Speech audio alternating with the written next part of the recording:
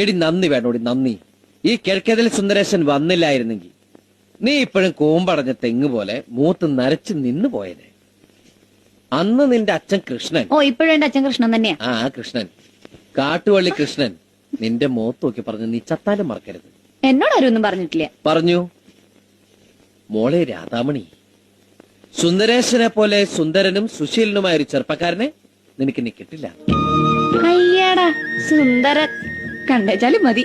ആ അതെടി ബോറടിക്കും. കല്യാണം കഴിച്ച മാസങ്ങൾ കഴിയുമ്പോഴേക്കും ഭാര്യമാർക്കെല്ലാം ഭർത്താക്കന്മാരെ ബോറടിച്ചു തുടങ്ങും. എന്റെ ചേട്ടൻ ചേട്ടത്തിയമ്മയ്ക്ക് ആഴ്ചയിൽ സാരി മേടിച്ചു കൊടുക്കുന്ന പോലും ആ ബോറടി അങ്ങോട്ട് ഒഴിവാക്കാനാണ്. പിന്നെ ഒരു ആശ്വാസം, നമുക്ക് ആ ബോറടി തുടങ്ങിയിട്ടില്ലല്ലോ. ഇക്കണക്കിന് പോയാൽ എനിക്ക് പെട്ടെന്ന് ബോറടിക്കും. എങ്കിൽ എന്റെ ജീവിതം ഇതുപോലൊരു സാരി തുമ്പിൽ ഞാൻ അവസാനിപ്പിക്കും. വെറുതെ ഇരിക്കുമെന്ന് നീ ഓർത്തു.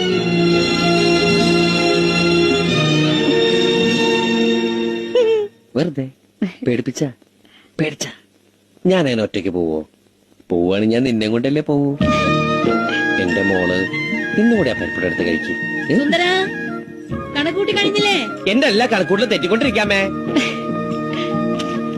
കണക്കണക്കിന് പറയുന്നില്ല.